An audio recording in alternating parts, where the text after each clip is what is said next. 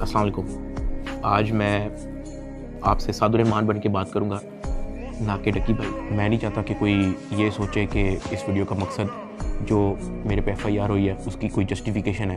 I am simply here to apologise. मेरे किसी भी कंटेंट से अगर आज तक कोई भी नेगेटिवली इम्पैक्ट हुआ है, मैं उस चीज़ के लिए माफ़ी मांगता हूँ। मेरी हमेशा से सिर्फ यही इंटेंशन रही है कि मैं लोगों को एंटरटेन करता रहूँ और कुछ ना कुछ जो है वो मैं नया लाता रहूँ। लेकिन मेरे अनजाने ना अनजाने में अगर मेरे से कोई कंटेंट कभी ऐसा पोस्ट हुआ है जिससे कोई नेगेटिवली इम्पैक्ट हुआ है, या कोई प्रमोशन ऐसी हुई है जिससे कोई नेगेटिवली इम्पैक्ट हुआ है, मैं उस चीज़ के लिए पूरे कौम से माफ़ी मांगता हूँ। Let the court handle.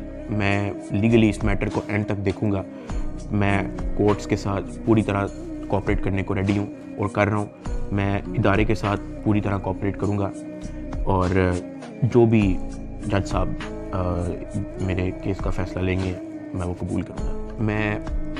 मेरा और मेरी फैमिली का जो 3.5 माह का एक्सपीरियंस है सिर्फ वो बताना है। 16 अगस्त 2025 को जब मैं सो के उठता हूँ तो मैं बड़ा एक्साइटेड होता हूँ, क्योंकि हमने अपने दोस्त वगैरह मेहमान बुलाए होते हैं। हमने अपने घर में दावत रखी होती है। मेरे सब दोस्त आते हैं, बड़ा इंजॉय करते हैं, हम खाना शाना खाते हैं, गपशप लगाते हैं।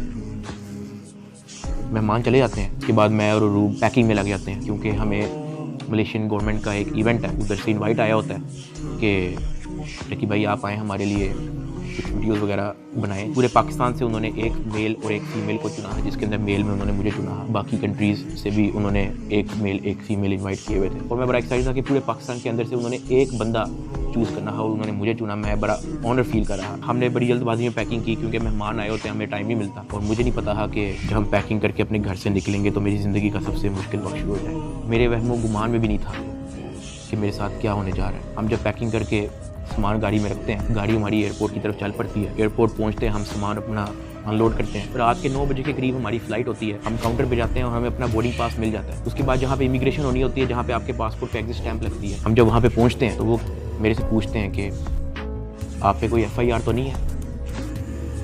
मैंने कहा नहीं। कहता आपका साइबर क्राइम में कोई इशू है क्या।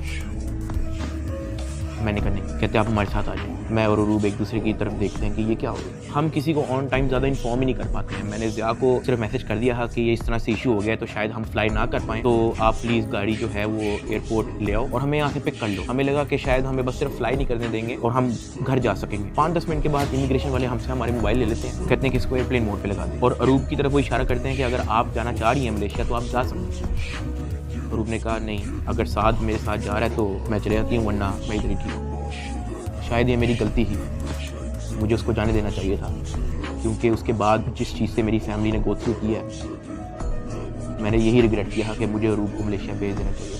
इमिग्रेशन वाले हमें एक रूम में बिठाए थे। मैं और रूब बस आपस में गपशप लगा रहे होते हैं कि कोई नहीं कल चले जाएंगे, कोई नहीं दोबारा टिकट करा के परसों चले जाएंगे, इवेंट भी 2 दिन के बाद है, कल चले जाएंगे। हम आपस में यही डिस्कस कर रहे थे। बिल्कुल मेरे अंदर इतना सा भी वहम गुमान नहीं था कि असल में इशू क्या। 1 घंटे के बाद इमिग्रेशन वाले आते हैं, वो कहते हैं कि आ जाए हमारे साथ। एयरपोर्ट के बाहर NCCI की टीम आई होती है, मुझे वो हथकड़ी लगाते हैं, मुझे गाड़ी में बैठा देते हैं। रूब कहती है कि मैंने भी साथ आना। मैंने उसको कहा नहीं, तुम घर चली जाओ, मुझे नहीं पता क्या सीन है, मैं हैंडल कर लूँगा। वो गाड़ी भी चल पड़ी थी, वो गाड़ी सीधा चलेगी NCCI ऑफिस गुलबर्ग। इस वक्त यूट्यूबर डकी भाई की गिरफ्तारी का हर तरफ चर्चा है। डकी भाई को लाहौर एयरपोर्ट पर उस वक्त गिरफ्तार किया गया जब अब इन्होंने मुल्क जा रहा था। NCCI लाहौर ने मारूफ यूट्यूबर सादुर रहमान उर्फ डकी भाई के खिलाफ मुख्तलिफ इल्जामात के तहत मुकदमा दर्ज कर लिया। साइबर क्राइम एजेंसी ने यूट्यूबर साद उर्फ डकी भाई के खिलाफ मुकदमा दर्ज कर लिया है। मशहूर यूट्यूबर डकी भाई कल रात से गिरफ्तार है। पाकिस्तान के सबसे मशहूर यूट्यूबर डकी भाई एक बार फिर बड़ी मुश्किल में फंस गए हैं। मुल्जिम को गुज़श्ता रात लाहौर एयरपोर्ट से गिरफ्तार किया गया था। यूट्यूबर डकी भाई बड़ी मुश्किल में, हुक्म जारी, मदाहों के लिए बुरी खबर। डकी भाई डकी भाई डकी भाई डकी भाई डकी भाई डकी भाई।